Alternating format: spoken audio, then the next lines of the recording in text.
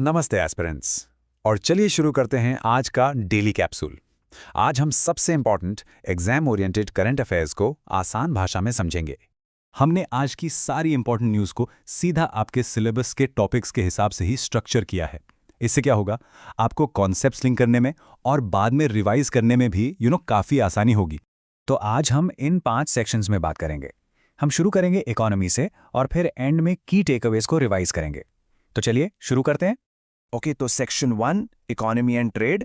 Let's see ऐसी कौन सी economic updates हैं जो आपके एग्जाम पेपर में सीधे आ सकती हैं।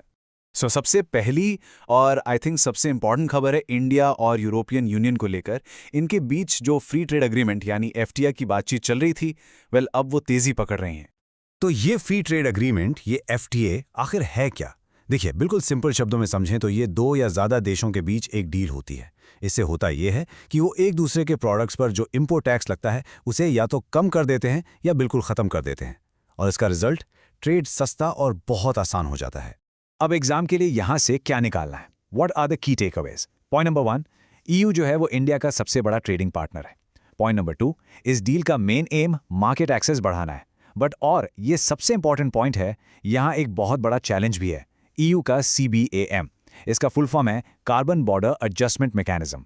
इसका सीधा मतलब यह है कि अगर हमारे प्रोडक्ट्स ईयू के ग्रीन स्टैंडर्ड्स को मीट नहीं करते तो वो उस पर एक कार्बन टैक्स लगा सकते हैं, और इससे क्या होगा, हमारे एक्सपोर्ट्स महंगे हो जाएंगे। ओके, इकोनॉमी में हमारी दूसरी बड़ी खबर एक ऐसी स्कीम से जुड़ी है जिसने पिछले डेकेड में इंडिया का पूरा बिजनेस लैंडस्केप ही बदल के रख दिया है। आई एम श्योर आपने गेस कर लिया होगा, हम बात कर रहे हैं स्टार्टअप इंडिया इनिशिएटिव की, जिसने एक बहुत इंपॉर्टेंट माइलस्टोन अचीव किया है। यस, पूरे 10 साल, इस लैंडमार्क स्कीम को 10 साल पूरे हो चुके हैं। और ये सिर्फ एक एनिवर्सरी नहीं है, आप इसे इंडियन एंटरप्रेन्योरशिप की स्टोरी का एक बहुत इंपॉर्टेंट चैप्टर मान सकते हैं। तो चलिए इसके हाइलाइट्स देखते हैं। ये जो नंबर्स आप देख रहे हैं, ये इसकी सक्सेस स्टोरी खुद बताते हैं। सोच के देखिए, 2 लाख से भी ज्यादा स्टार्टअप्स रजिस्टर हुए हैं। और एक बात जो शायद इस चार्ट में नहीं दिख रही है, पर वो सबसे जरूरी है, वो ये कि इनमें से लगभग 45% स्टार्टअप्स टियर 2 और टियर 3 सिटी से आते हैं। This is huge. ये grass root level economic shift का सीधा सबूत। तो आप सोचेंगे कि ये आपके एग्जाम के लिए इतना क्रिटिकल क्यों है। देखिए, ये सीधा गवर्नमेंट स्कीम्स, एम्प्लॉयमेंट जनरेशन और आत्मनिर्भर भारत जैसे कोर टॉपिक से जुड़ता है।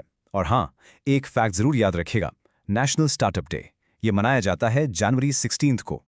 ऑलराइट, चलिए अब आगे बढ़ते हैं। Section 2, polity and governance.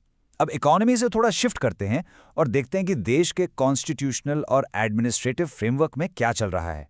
Polity में इस वक्त की आई वुड से सबसे बड़ी डेवलपमेंट ये है कि सुप्रीम कोर्ट ने एनफोर्समेंट डायरेक्टरेट यानी ईडी की पावर्स को लेकर एक पिटिशन पर नोटिस जारी किया है।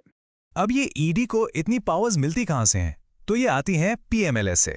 इसका full form prevention of money laundering act. Exam point of view से बहुत इंपॉर्टेंट है, अक्सर पूछा जाता है, सो प्लीज इसे जरूर नोट कर लीजिए। एसेंशियली PMLA के अंदर ईडी के पास 3 बड़ी पावर्स हैं। वो इन्वेस्टिगेट कर सकती है, प्रॉपर्टी अटैच कर सकती है और अरेस्ट भी कर सकती है। और बस यहीं पर सबसे बड़ा कॉन्स्टिट्यूशनल क्वेश्चन उठता है। सवाल यह है कि इन पावर्स और हमारे फंडामेंटल राइट आर्टिकल 21 यानी right to life and personal liberty के बीच आखिर सही बैलेंस क्या है? और इसी सवाल को अब सुप्रीम कोर्ट एग्जामिन कर रहा है। ओके, चलिए कुछ और क्विक गवर्नेंस अपडेट्स पर नजर डालते हैं। पहला, लैंड रिफॉर्म्स। कर्नाटक अपने लैंड रिकॉर्ड्स को डिजिटाइज कर रहा है, इससे जमीनी विवाद कम होंगे। दूसरा, ई गवर्नेंस। पॉलिसी मेकिंग को और स्मार्ट बनाने के लिए AI और डेटा एनालिटिक्स का यूज बढ़ रहा है। और तीसरा, कॉन्स्टिट्यूशनल लॉ। सुप्रीम कोर्ट ने एक बार फिर से रीआइटरेट किया है कि आर्टिकल 19 के अंडर जो फ्री स्पीच है वो एब्सोल्यूट नहीं है, उस पर रीजनेबल रिस्ट्रिक्शंस लग सकते हैं। ये तीनों ही आपके कोर गवर्नेंस टॉपिक्स हैं। Okay, let's move on to section 3, international affairs. चलिए अब देखते हैं ग्लोबल स्टेज पर इंडिया का क्या स्टैंड है और कुछ इंपॉर्टेंट जियोपॉलिटिकल मूव्स क्या हैं। फॉरेन पॉलिसी में एक काफी इंपॉर्टेंट अपडेट है। इंडिया ने US लेड ग्रुप्स जैसे कि क्वाड में अपनी पोजीशन को एक बार फिर से क्लियर किया है, और इसका जो कोर कॉन्सेप्ट है, जो कीवर्ड है यहाँ, वो है स्ट्रेटेजिक ऑटोनॉमी। नाउ ये जो कंपैरिजन आप देख रहे हैं, ये एक तरह से इंडिया की फॉरेन पॉलिसी का DNA है। देखिए, इंडिया फॉर्मल मिलिट्री अलायंसेस यानी सैनिक गठबंधन से हमेशा दूर रहता है। इसकी जगह हम क्या फॉलो करते हैं? हम फॉलो करते हैं इशू बेस्ड अलाइनमेंट। इसका मतलब क्या हुआ? मतलब ये कि जहां जिस देश के साथ हमारा इंटरेस्ट मैच होता है, हम उस इशू पर पार्टनरशिप कर लेते हैं, लेकिन बिना किसी बाइंडिंग मिलिट्री ट्रीटी। जियोपॉलिटिक्स के इन करंट हॉटस्पॉट्स पर भी ध्यान देना जरूरी है। अगर हम आर्कटिक की तरफ देखें तो ग्रीनलैंड अपने स्ट्रेटेजिक लोकेशन और रेयर अर्थ मिनरल्स की वजह से बहुत इंपॉर्टेंट हो गया है। वेस्ट एशिया में ईरान से अपने नेशनल्स को निकालने की तैयारी इंडिया की सिटीजन फर्स्ट डिप्लोमेसी का एग्जाम्पल है। और इजराइल गाजा सिचुएशन पर जो यूएन ने चिंता जताई है वो इंटरनेशनल ह्यूमैनिटेरियन लॉ के सामने जो चैलेंजेस हैं उनको हाईलाइट करती है। चलिए अब आते हैं हमारे सेक्शन 4 पर, science, health and some miscellaneous updates जो एग्जाम के लिए जरूरी हैं। यहाँ 3 अलग अलग फील्ड से 3 क्विक बट इंपॉर्टेंट अपडेट्स हैं। सबसे पहले हेल्थ इंफ्रा। गुजरात में इंडिया की पहली स्टेट फंडेड लैब बन गई है लीथल पैथोजेंस के लिए। ये पैंडेमिक प्रिपेयर्डनेस को बहुत बूस्ट करेगी। Next, space tech.